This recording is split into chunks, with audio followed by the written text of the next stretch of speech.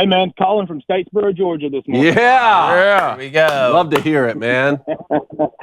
Hey, guys. I got a hypothetical slash bet that I made with a buddy of mine. We're both big Georgia Bulldog fans and stuff like that. And, of course, I bleed blue and white down here in Statesboro. That's my second team, first team in the Sun Belt. Got a baby, Hell Southern. But the bet that I made with my buddy is that Kirby Smart just had his contract extended through the 33-34 season. And I said that if Georgia plays very, very well, and like they have been the past 3 years, does Kirby Smart win at least 3 championships in the next 10 years, 3 more championships? If I had to bet on one person to do it or one team to do it, that's who I would bet on. But for multiple reasons. One, Kirby Smart's just a damn good football coach. We know that. But it's getting harder and harder to put these dynastical runs together with NIL and the transfer portal, conference realignment, all that stuff. The game feels like it's a moving target. Not that it's always evolving, but it feels like it's evolving at a more major and faster rate, like the landscape's changing quicker. But what have you noticed about Georgia ever since Kirby got this thing rolling? They're putting out a dominant team every year, every single year. Look at the way that they're recruiting. And it's not just about the 5-star quarterbacks or the 5-star corners. It's up front. Kirby Smart is positioning Georgia very similarly to the way that Nick Saban positioned Alabama when Alabama was making their big runs. Now, it's not as dominant. There was a time where Nick Saban, his second group was better than most people's first groups out there. And in Georgia's case, their second group is as good as some of the top teams' first groups, but it's not as monopolized as Nick Saban had it because the game is changing. But I would be willing to bet that Kirby Smart wins 3 national championships over the next 2. I think you're right. And I think he plays for 5.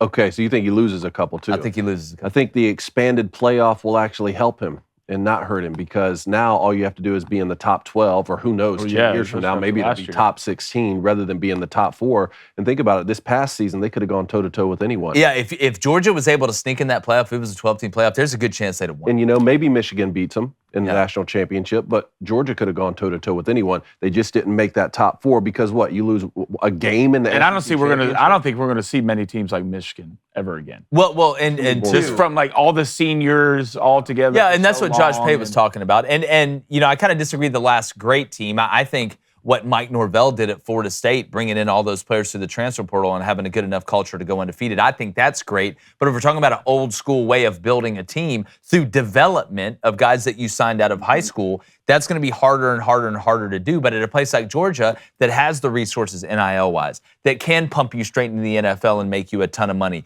that has a coach like Kirby Smart that is a great tactician and a great CEO, but a genuine person as well. See, that's the trick and it's not a trick. I don't want to use the term trick. That's the thing that people don't realize about some of these great coaches. Yep. And I'll put Jim Harbaugh in there too. Is Jim Harbaugh a little bit quirky in the way he goes about things? Yes. Yes, but you know what? He can sit down in front of a player and have a genuine connection, and that player will know exactly who Jim Harbaugh is. Jim Harbaugh will know exactly who that player is, and it's not fake. Was Nick Saban, was he brash about the way he did some things sometimes? Yes, but when he sat down with a player, and you listen to Julio Jones and the Robert Lesters and guys talk about this with Nick Saban, you knew exactly who Nick Saban was. You knew that he was funny. He wasn't just a guy that was a tyrant that went around and yelled all the time. And I think Kirby Smart, in his own way, does that, where it's genuine. It's, yes, I'm a damn good football coach. Yes, I'm going to get after you and be tough on you when I need to, but I love you, man. You know me, and I know you. And at any point, we can sit down in time, and that's the difference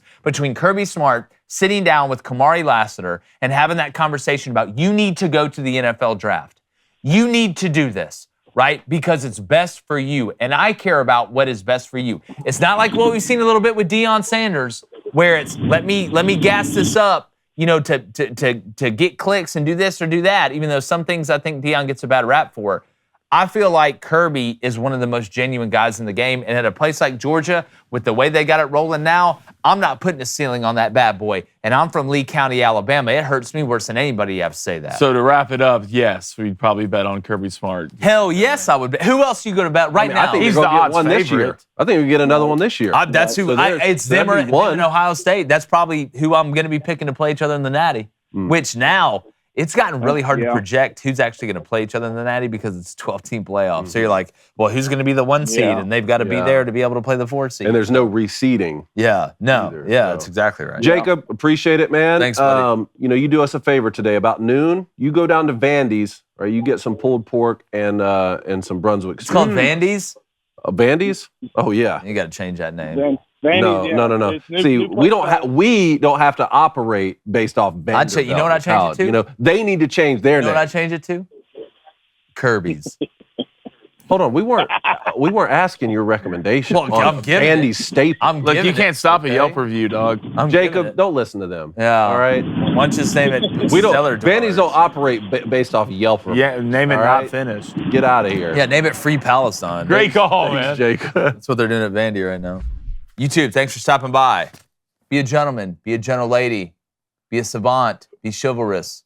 Be yourself, but hit subscribe.